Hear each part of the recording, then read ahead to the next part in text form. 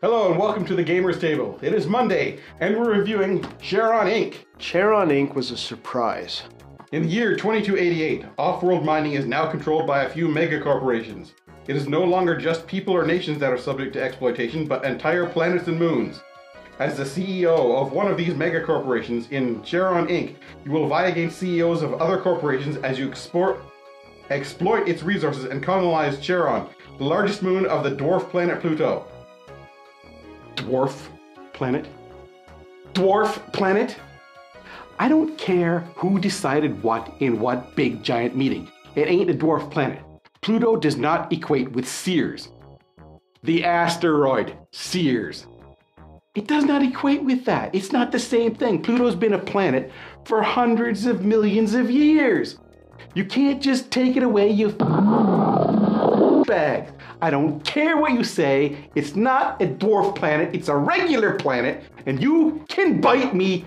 There was 2288 because in 2289 they nuked it. Yeah. Wouldn't have been much of a game then. Just a wasteland. So the goal of Charon Inc. is to score the most victory points. You How do you score victory points? By building factories and archaeologies and research centers and all sorts of stuff like that. And embassies. Right. There's a bit of an area control, placing your flags, and you get the... It's an area control game, and it's really fun to play because there is some of that screw you factor in there where you're trying to control the area and somebody else comes in and tries to control that area and take it away from you. But it certainly is not the game we were expecting it to be. No, this is far better fun. than I thought it would be. That's what I like in a game. I like a good, fun game. And I really like when a game surprises us like this. We all went into this reading the descriptions of it and looking at the game and thinking, oh, this isn't going to be a very good okay, game. well, I guess we got to play it. And then we tried it, and it's like, that was cool. Let's try that again. Yeah. The gameplay actually works really well. It's not a complicated game at all. It's about area control and certain options you've got as well. It's another one of these games but then you're just being the box is got enough space to hold everything conveniently, so you don't need to worry about where to put stuff after you've assembled everything. So it's nice, easy to transport. And that's another thing that we like to talk about, because not everybody makes a game box that's going to hold the game once you've actually punched out all the chips. How many times do you take the game box and throw the inserts away because there's no way it's going to fit back in there properly with the insert? Each card has a certain number and color of gems on them, and you need to collect those gems to build that card and get those points for it. You can only build one of each numbered card, so 1-7, 1-8, 1-9, and if you don't watch the common cards that are out on the table for the numbers you don't have in your hand, then you're gonna miss building those numbers and be stuck with whatever you got in your card. You can't put duplicates down, so if you got the same numbers in your hand that are already on the table in front of you, you're kind of stuck. So you might want to hold on to those and build the common cards first. Get the victory points, and it costs you the gems on the bottom there to build it. This game is played over 4 rounds. You could possibly see that on the board. I think so. Everyone starts with a flag on each of the different spaces. You take your flag off the space in order to place it on the moon. You place all of your flags but one. And if you happen to have the sole flag in one of the different spaces, you get to do the bonus action. If there is more than one flag, nobody gets to do the action. It depends on how many players. Right. It might depend on how many players. It does scale for how many players. Yes. So one of the comments I've seen in other reviews is complaints about putting together the flags. Ooh. It wasn't a difficult thing, and really, when I get a new game, putting all the stuff together is sort of one of the fun things. Yeah. I claimed this game box. Now, I also want to point out I have it now. This is one of the games that was sent to us for review. And I'll be honest with you, when we got this game, we didn't open it right away. We all thought this was going to be a stinker. This was going to be a boring game. We're not going to like it at all. It turned out to be really good. Yes, we enjoyed this game. It was fun, easy to learn again. Yep. It's a good, simple game. It's not super in-depth like people who want more bells and whistles for their game. This is more or less a fairly simple game. But there's a lot going on too. There's strategy to it with the different elements of area control, as in if I put my flag here, I control these two sections. Yeah. But if another guy puts a flag here and a flag I don't know here, if you can actually see the board he from controls there, but this section, and I don't anymore because he has more flags in it. But if you put your flag in the center, you are the one controlling it, unless somebody else ties you again and again. And there are all the different color gems that are pulled out randomly from the bag of gems and placed in all the different sections of the moon. each section has a number of black stars or spaces, and that's how many gems go in that space. Controlling the center of the board is pretty good here because that's where all the greatest number of gems are, all the 3 spots. And getting on the corners is pretty key because then you're getting 4 different areas to You're influence. Yeah, to influence those areas. Going in between certainly helps too, but getting the corners and trying to outnumber your opponents for those areas is key. Now it's nice to see on this board 3-player, 2-player, 5-player. So the game does scale up in size if you have more players in the game, which is nice. Good. Yeah. The artwork on the cards and everything is a Fairly little simplistic. cartoon cutesy. And this is one of the things. It's I don't know. simple It looks art. like one of these cutesy little games. It's probably not going to be. Kind of low budget, But There's enough screw you factor, enough of the bidding and area control stuff. Yep. It's a really interesting game, and it's 4 rounds. It's short. It's another filler game. There's a lot of politicking because it's sort of like, no, don't place there, place there. Stay away from my stuff. Go screw around with the other person. Leave me alone.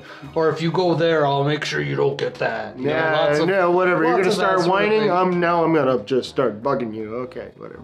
Yeah. I don't care if I win or not. I'm just gonna start messing with Chris or Craig. I'm not gonna just pick. And I enjoyed it, and it was definitely a surprise for me.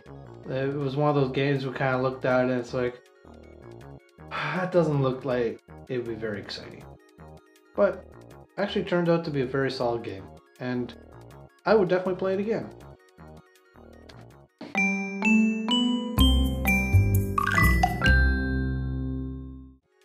This one is from Mike, my brother. I just noticed the last name there. Yeah. I don't Never think I've met met your your brother. No. Neither one of us. No.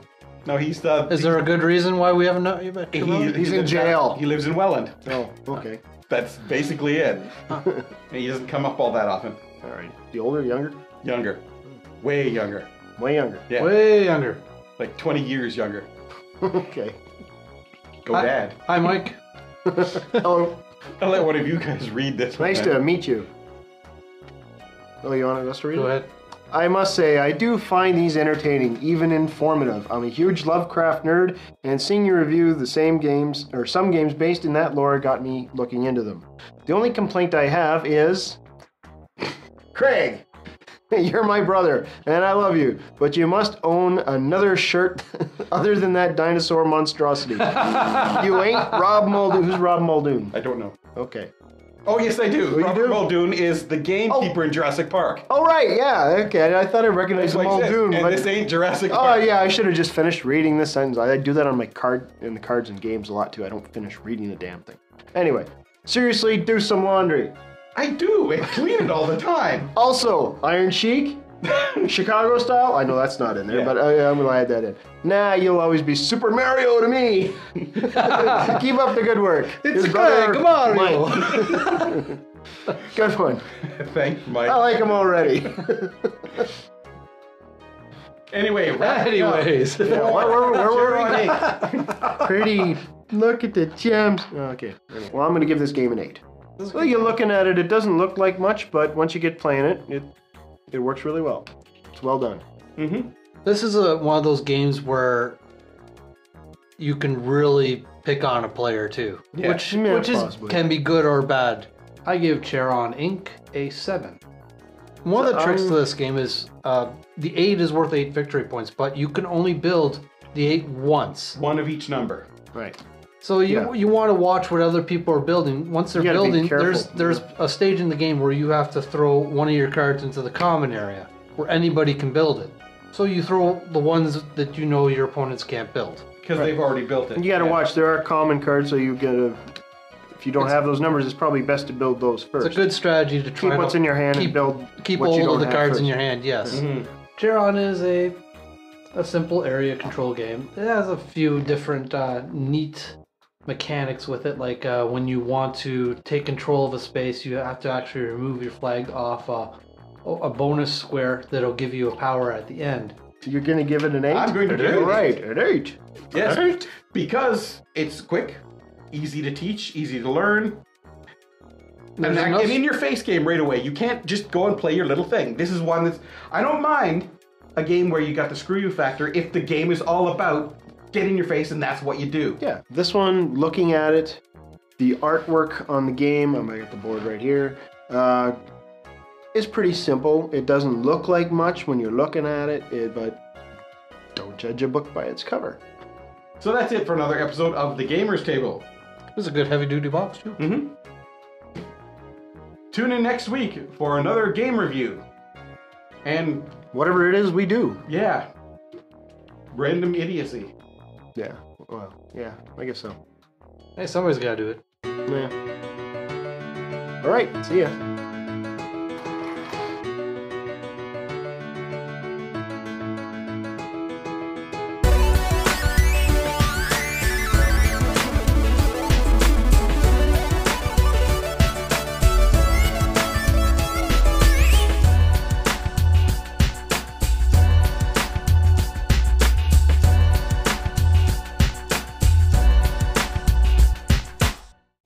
Way back last year, we ran a contest for Cave Troll! I didn't hear action. Cave Troll! Cave Troll! And apparently, after we did our review of Cave Troll, every copy of Cave Troll in the area was sold. So... that and somebody was kind of out of work, too. That too, yeah. Seasonal, what are you gonna do? Yeah. So... we actually have your copy of Cave Troll here. We're going to sign it right here in front of you and then mail it off to you. Thanks for being so patient. We did offer to let him have one of the other games. No, I offered to let him have one of the other games. He said, no, you guys gave such a good review of Cave Troll. I want Cave Troll. I'll wait. All right. Good. And wait, you did. So thanks for your patience, and a copy of Cave Troll is finally on its way to you. Congrats on winning the contest. Okay, See? there we go. I just made it out. That's really hard to read, that last one. There's like Kind of like you the read bog it. jobs. Check it out. That wasn't me. That was Alan. Oh, the It bog almost jobs. looks like Sign it. that looks like congrats warming the something. Anyway, all right. How do you spell Mazziar's? I don't know. It's your damn name. All right. I believe it's spelled M-O-R-O-N. Ah, no, I thought it was Mumbler, M-U-M-B-L-O-R. Okay. There we go. Just sign my name here. Alrighty. You go ahead. Yeah, you won't. I think I recognize spelled it mine. right. I just did squiggle anyway. You're not going to be able to read it. I just wanted to take this time to apologize for my shirt. It wasn't actually a nice originally, an orange shirt, an orange muscle shirt, and I liked it a lot. It's definitely seen better days, and obviously it does not flatter me on camera. And for all the people who had a problem with the shirt, you know, if you want to send me a shirt, I would definitely wear your shirt. Yes, and that is, I definitely would. I'm a size 2X. So if you want to go ahead and send me something to wear, it can be embarrassing, whatever, I'll definitely wear it through a whole taping. You'll get full credit for dressing me for that episode, if you will.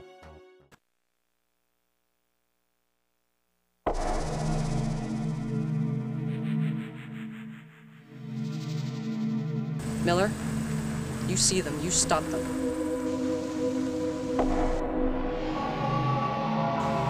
Search out that enemy vessel and destroy it.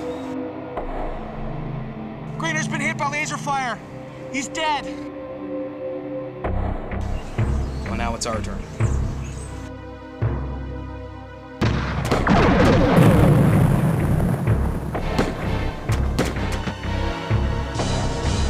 Nothing gets out alive. Clear? Clear.